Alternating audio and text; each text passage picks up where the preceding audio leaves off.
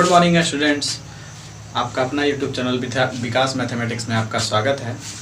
देखिए स्टूडेंट्स, मैंने आपको ग्राफ से रिलेटेड क्वेश्चन करवा रखा है पिछले वीडियोज़ में, और अभी भी आपके क्वेश्चन ग्राफ से ही चल रहे हैं, ग्राफ से रिलेटेड क्वेश्चन ही चल रहे हैं। इस तरह के क्वेश्चन जो आपके होते हैं फाइनल एग्जाम में 3 नंबर में पूछे जाते हैं, और आते ही आते हैं, एक क्वेश्चन तो आपका ही आता है। इस तरह के क्वेश्चन जो है आपके एग्जाम में मैक्सिमम एग्जाम में आपका जरूर आता है, ठीक है। तो 3 नंबर में इस तरह का क्वेश्चन आपका आता है, जो आपको मैंने 3 कंडीशन बताया था ग्राफिकल रिप्रेजेंटेशन के। पिछले वीडियो जो मैंने आपको 3 कंडीशन बताया था, उन 3 कंडीशनों के आधार पर कोई एक क्वेश्चन जो है आपका 3 नंबर का जरूर आता है, और उसी का मैं क्वेश्चन आपको कम से कम एक कंडीशन पर 2 या 3 क्वेश्चन कराऊंगा, इजी टू डिफिकल्ट को लेकर जाऊंगा, है ना। तो आपके ये क्वेश्चन आपका बहुत ही इंपॉर्टेंट होता है आपके एग्जाम के हिसाब से, आप इसको समझ सकते हैं, अच्छे तरीके से समझिएगा। देखिए क्या है आपका यहाँ पर इक्वेशन आपका दे रखा है। पहले तो क्वेश्चन पढ़ लीजिए, क्या है आपका, for what value of A and B system of equation has infinite solution. कह रहा है कि ए और बी के किस वैल्यू के लिए, ए और बी के किस मान के लिए समीकरण निकाय का अनंत हल होगा, इनफिनिट सॉल्यूशन होगा, है ना। आपको यहाँ पर किसका वैल्यू निकालना है, ए एंड बी का वैल्यू निकालना है। किस कंडीशन के आधार पर, इनफिनिट सॉल्यूशन के आधार पर। इनफिनिट सॉल्यूशन, अनंत सॉल्यूशन के, अनंत हल के आधार पर आपको क्या करना है कि आपको ये ए एंड बी का वैल्यू फाइंड करना है ना। तो देखिए कैसे करेंगे इसको, पहले आप क्या करोगे, इक्वल टू 0 करोगे, है ना। इधर को क्या करना होगा, आपको इक्वल टू 0 करना होगा। तो उसके लिए क्या करेंगे हम लोग, 2x प्लस 3y, ये +7 है आपका, इधर आएगा क्या हो जाएगा, -7 इक्वल टू 0। यहाँ पर आपका क्या है condition, a plus B into X plus 2a minus B into Y. अब देखिए प्लस है, इधर आएगा आपका क्या हो जाएगा, -3 into a plus b plus 1। यहाँ पर प्लस था, पूरा का पूरा टर्म इधर लेकर आए, क्या हो गया, माइनस इज इक्वल टू 0। ये आपको करना ही पड़ता है। इस तरह के क्वेश्चन के लिए आपको पहले क्या करना है, इक्वल टू में आपको 0 कर लेना है दोनों इक्वेशन का, ठीक है। अब उसके बाद आपको क्या करना है, A B C D E F या A1 B1 C1 A2 B2 C2, इन चीज का वैल्यू आपको ज्ञात करना होगा, है ना। तो आपको उसके लिए क्या करना होगा, कंपेयर करना होगा। इन सब की वैल्यू निकालने के लिए आपको कंपेयर करना होगा। आपका जो दिया हुआ एक्सपेंडेड फॉर्म होता है उसके आधार पर ax plus by plus c equal to 0 और dx plus ey plus f equal to 0, है ना।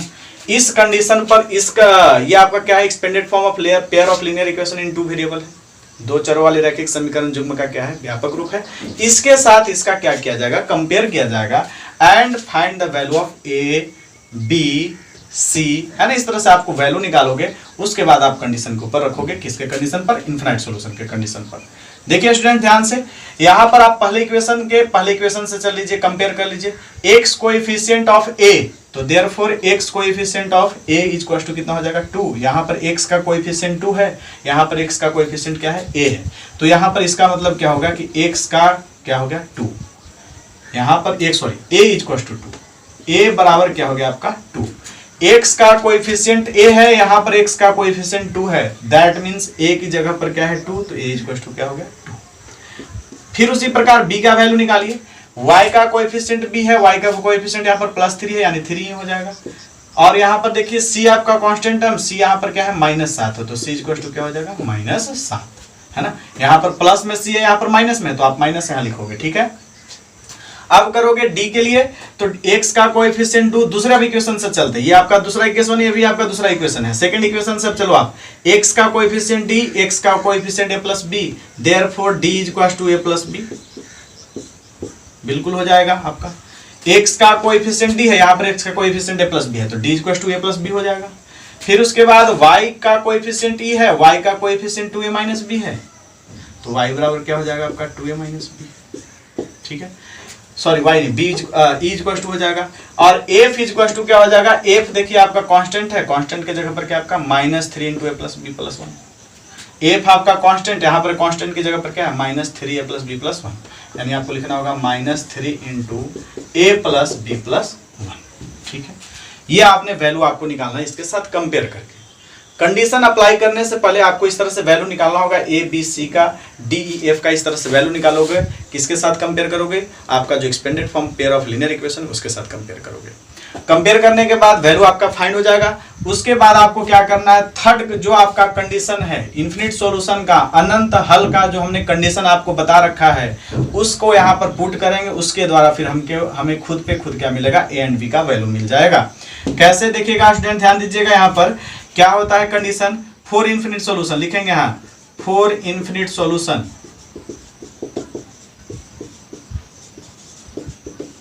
है ना, फॉर इन्फिनिट सॉल्यूशन यानी क्या लिखेंगे यहाँ पर,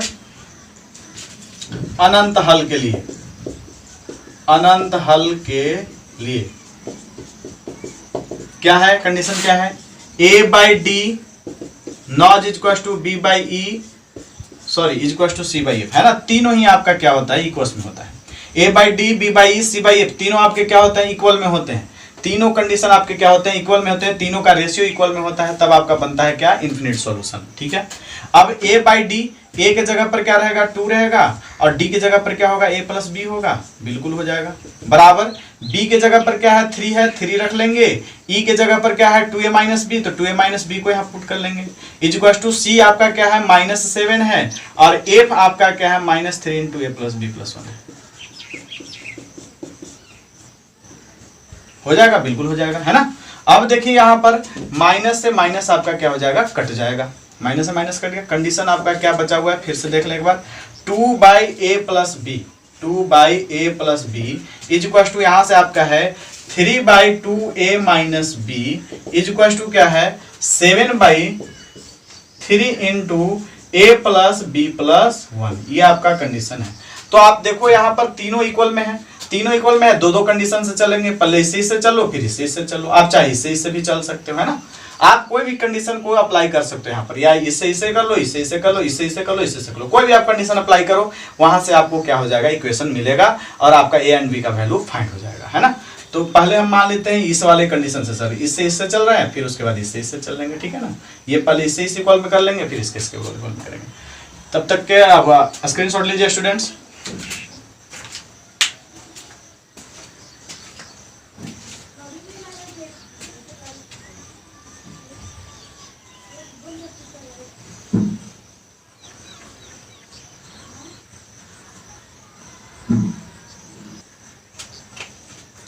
देखिए नेक्स्ट प्रोसेस में अब देखिए क्या होगा आपका, हमने बताया इस वाले कंडीशन से पहले चल लेते हैं। यानी आपका कंडीशन क्या है, 2 by a plus b equal to 3 by 2a minus B.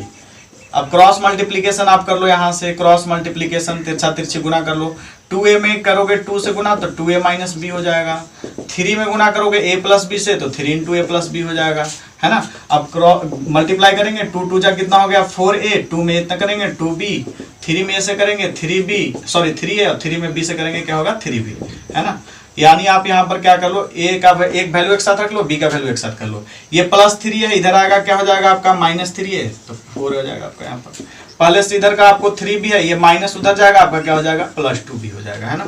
4a में से 3a घटेगा, a बचेगा, 4 में से 3 घटेगा, एक ही तो बचेगा, एक का मतलब क्या हो जाता है, a हो जाता है। 3b 2b मिलकर कितना हो गया 5b। इसको ऐसे ही आप छोड़ दो, a इक्वल टू 5b आप ऐसे ही छोड़ दो, ठीक है, इतना ही छोड़ दो। इसको इक्वेशन फर्स्ट मान करके छोड़ दो, ये आपका मान लो इक्वेशन फर्स्ट है, ठीक है, इसको हमने मान लिया, छोड़ दिया।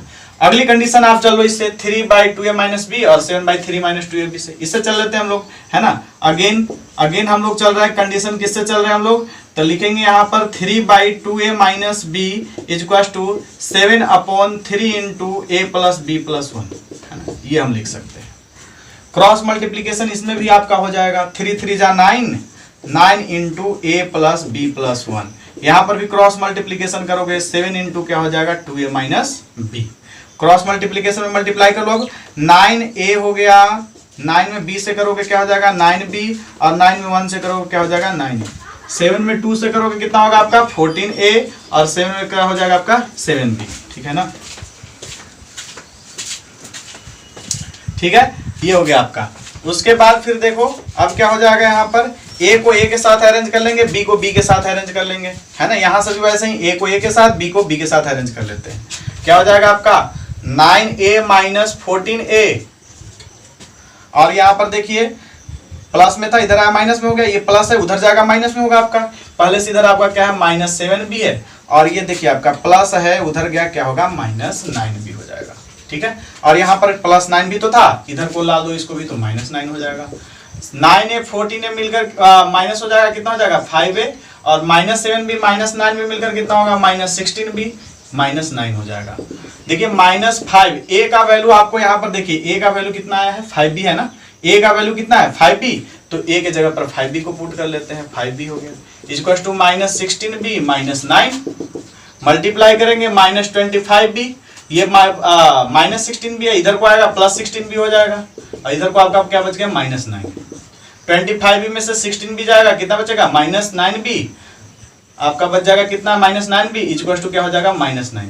-9 से -9 कट जाएगा, कितना बचेगा 1, तो b इक्वल टू कितना हो गया आपका 1, ठीक है। यहाँ से b इक्वल टू क्या आ गया आपका 1 आ गया। अब इस b का वैल्यू इसमें पुट कर दो, लिख दो यहाँ पर फ्रॉम इक्वेशन फर्स्ट है ना, फ्रॉम इक्वेशन। यहाँ पर भी देखिए a का वैल्यू पुट किया था ना, तो यहाँ पर भी लिखेंगे फ्रॉम इक्वेशन फर्स्ट, यहाँ पर भी लिखेंगे समीकरण 1 से, और यहाँ पर आपका फ्रॉम इक्वेशन फर्स्ट से चलेंगे। a इक्वल टू 5b है, a इक्वल टू 5b यानी 5, और b की जगह पर क्या वैल्यू पुट कर लेंगे 1 इक्वल टू कितना हो गया 5। तो आपका a का भी वैल्यू आ गया, b का वैल्यू भी आ गया, a की भी वैल्यू आ गई और किसकी वैल्यू आ गई b की भी वैल्यू आ गई, यानी आपका क्या हो गया a equal to 5 and b equal to 1, ये आपका क्या हो गया आंसर। तो जो आपका क्वेश्चन कर रहा था a एंड b का वैल्यू फाइंड करने के लिए वो आपका आ चुका है ना। इसका मैं एक और क्वेश्चन भी आपको डालता हूँ, इसको स्क्रीनशॉट लीजिए स्टूडेंट्स।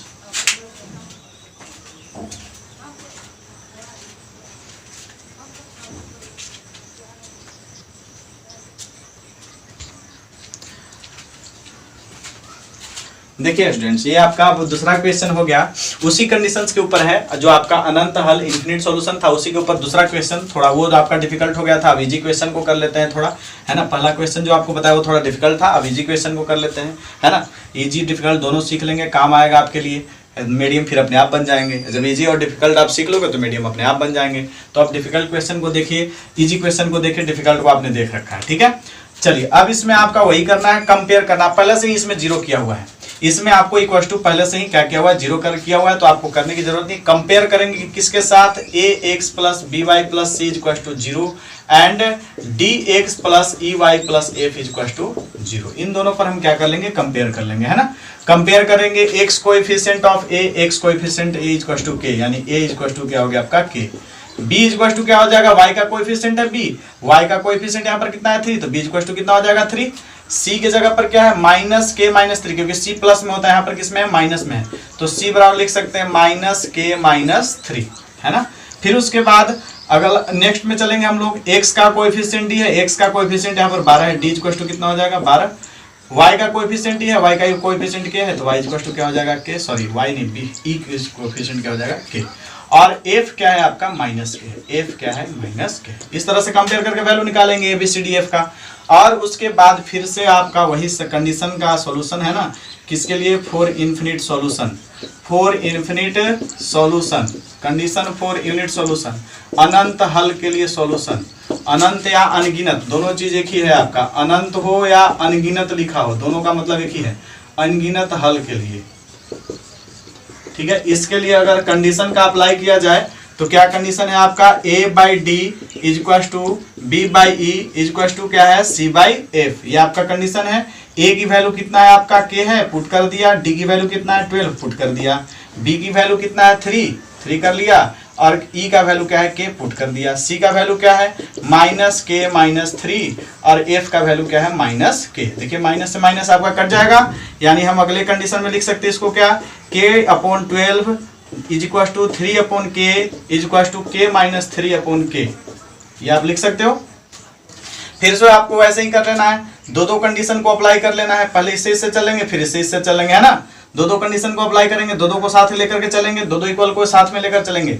देखिए आपका क्या हो जाएगा, k/12 is equal to 3/k हो जाएगा, पहला कंडीशन हो गया आपका। पहली स्थिति में हमने इन दोनों को इक्वल कर लिया, तो अब क्रॉस मल्टीप्लिकेशन करेंगे, k में k से करेंगे कितना आएगा k², 12 में 3 से करेंगे कितना हो जाएगा 36, k इक्वल टू हो जाएगा √36, स्क्वायर हटा तो उधर को चढ़ा रूट, तो आपका हो जाएगा, इसीलिए क्या हो जाएगा, इसीलिए k इक्वल टू क्या हो गया 6 हो गया, ठीक है।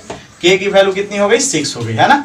इस k की वैल्यू कितनी आ गई 6 आ गई। फिर एक आपका कंडीशन बचा हुआ है, एक कंडीशन और आपका बचा हुआ है, अगेन पुनः अगेन आप चलोगे क्या लिखोगे 3/k is equal to k minus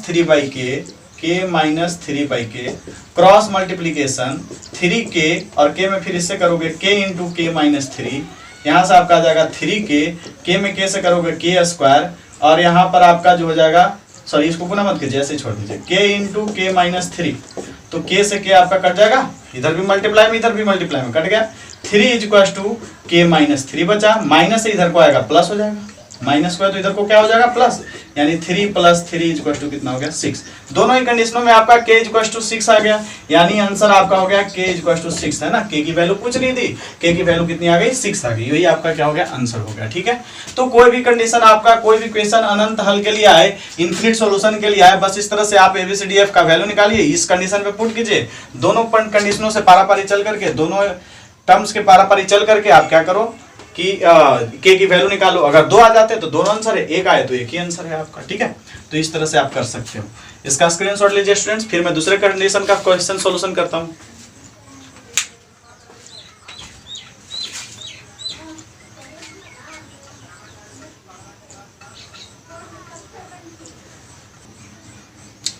देखिए स्टूडेंट्स, क्वेश्चन में हमने बदलाव कर दिया, थोड़ा सा चेंजिंग क्या है क्वेश्चन में, क्या क्वेश्चन में चेंज कर दिया कि अब हम क्वेश्चन जो अप्लाई करेंगे वो नो सॉल्यूशन करेंगे, कोई हल नहीं के लिए हम क्या करेंगे अप्लाई करेंगे, कंडीशन कौन सी अप्लाई करेंगे, नो सॉल्यूशन का, कोई हल नहीं का कंडीशन अप्लाई करेंगे, और उसके द्वारा हम किसकी वैल्यू निकालेंगे, ए की वैल्यू निकालेंगे, इस बात को ध्यान देना है। ठीक है, क्वेश्चन आपका सेम है, कंडीशन आपका चेंज हो रहा है और वैल्यू आपको अलग हो रहा है। ठीक है ना, बस ये आप ध्यान दीजिए कि कैसे बनता है। तो फिर से वैसे ही आपको करना है, इधर को क्या कर लेना है, जीरो करना है, इक्वल्स में आपको क्या करना है, जीरो, इक्वल टू आपका जीरो ही होना चाहिए, तो ax प्लस 3y और ये प्लस में इधर को आएगा क्या हो जाएगा minus a minus 2 equal to 0।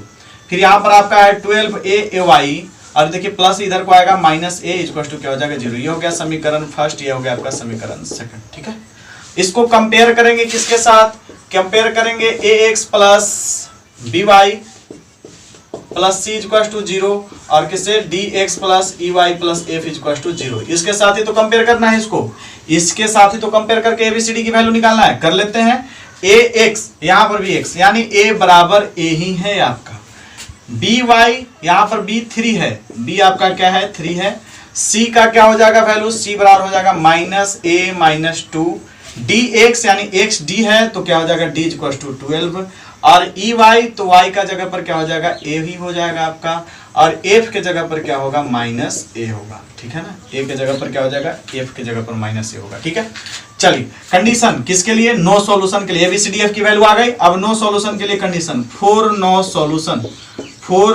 Solution यानी कोई हल नहीं के लिए सॉल्यूशन, कोई हल नहीं के लिए कंडीशन क्या होगा, कोई हल नहीं के लिए आप लोग जानते हैं क्या कंडीशन होता है, बता रखा आपको मैंने, पिछले वीडियोस देखिए आप लोग, a by d equal to b by e not equal to c by f। जो स्टूडेंट्स नहीं जान पा रहे हैं कि क्या हो पा रहा है, आप पिछले वीडियोजों को देखें, बिल्कुल समझ में आएगा। इसके पिछले 2-3 वीडियोज बने हैं, उसको देखिए, आपको ध्यानपूर्वक वो बिल्कुल आपको समझ में आएगा कि ये क्या हो रहा है। ठीक है, जो है बाकी जो रेगुलर क्लास कर रहे हैं उनको तो बिल्कुल अच्छे से समझ में आ रही होगी। देखिए a बाई डी, a का वैल्यू जो होगा पर तो a ही रह जाएगा आपका, d इक्वल टू 12 में 2 को पुट कर लिया हमने, b क्या है आपका 3 है, 3 कर लिया हमने, e के जगह पर क्या है a है, a कर लिया, नॉट इक्वल टू c क्या है आपका माइनस a माइनस 2 है, और यहाँ पर f के जगह पर क्या है माइनस है। ठीक है, माइनस से माइनस आपका कट गया।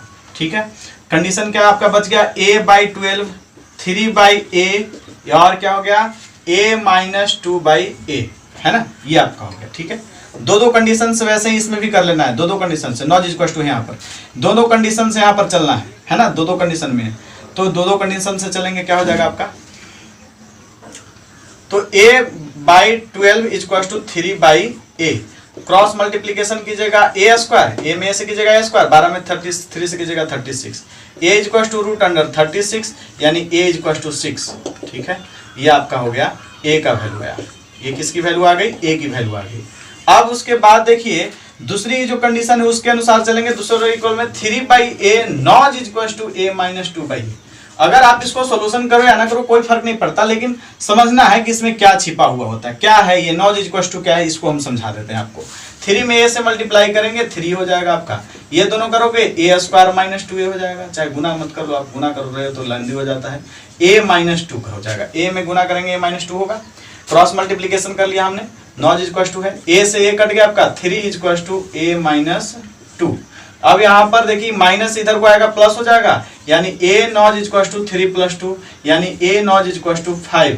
अब इसका मतलब क्या हुआ, a नॉज इक्वल टू 5 का मतलब क्या हुआ, यहाँ पर तो a इक्वल टू 6 है, ये आपका आंसर है, लेकिन a नॉज इक्वल टू का मतलब है एक्सेप्ट 5, यानी 5 को छोड़कर आपका जो और कोई डिजिट आता वही क्या हो गया answer, except 5। a not equal to 5 का मतलब क्या है कि a इक्वल टू एक्सेप्ट 5 को छोड़ दीजिए, 5 को आप क्या कीजिए छोड़ दीजिए, और उसके अलावा जो डिजिट आता है वही इसका वैल्यू है, तो उसके अलावा कौन सा डिजिट आपका आ रहा है 6 आ रहा है, यानी a की वैल्यू कितनी हो गई 6 हो गई, इसका मतलब ये होता है, ठीक है ना। तो आपको नो सॉल्यूशन में अगर एक कंडीशन से ही चल करके आप एक का वैल्यू ला लेते हो तो आप क्या कर लो, इसी से आपका सॉल्यूशन हो जाएगा। जो नो कंडीशन के सॉल्यूशन में पहले ही कंडीशन से आप चल करके क्या करना है a की वैल्यू ला सकते हो, ये दूसरे कंडीशन से चलने की आपको जरूरत नहीं है, ये मैंने आपको समझाया कि क्या इसका मतलब क्या होता है, ठीक है। इसलिए आप उतार लो, इसको स्क्रीनशॉट लिया स्टूडेंट्स।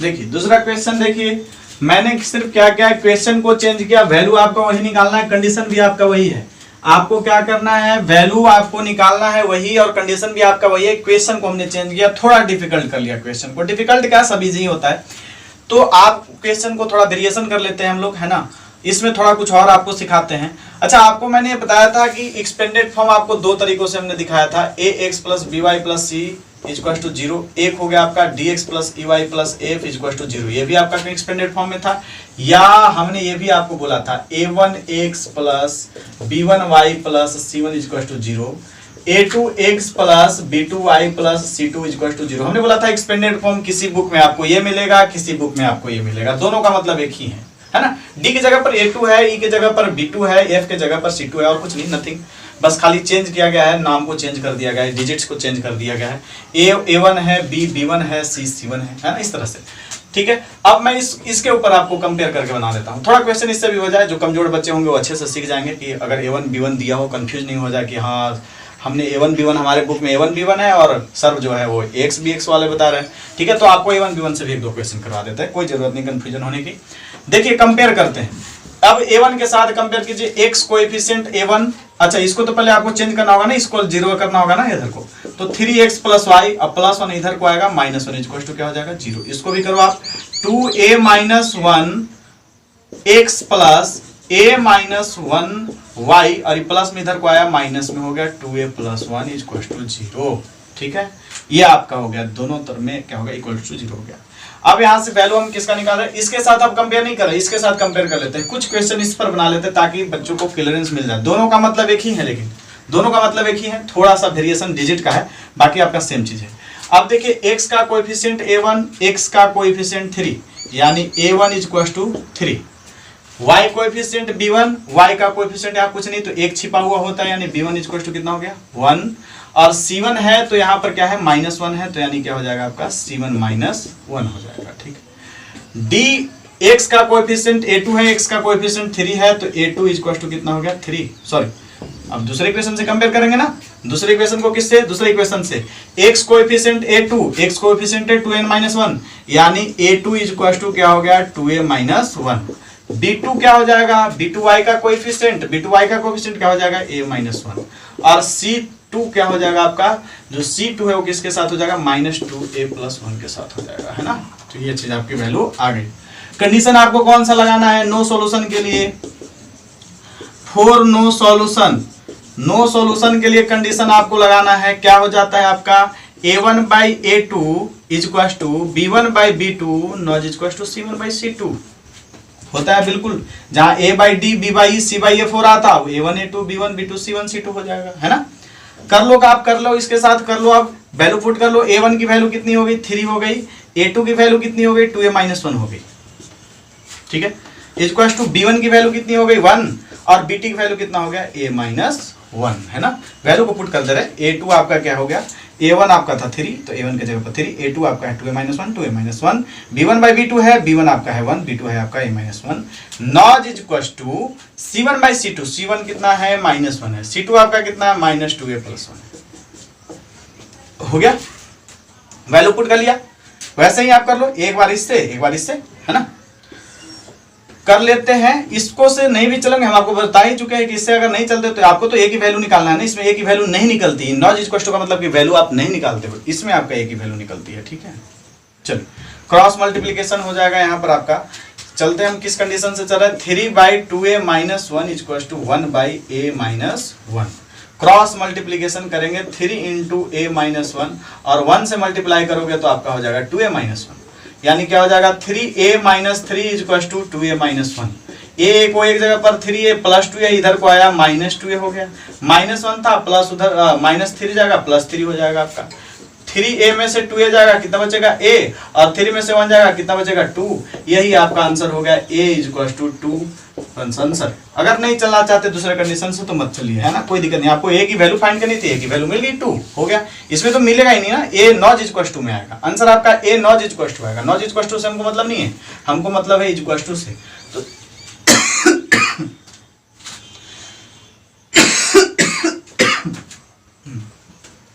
तो यही आपका a इक्वल टू 2 हो गया। स्क्रीनशॉट लीजिए स्टूडेंट्स।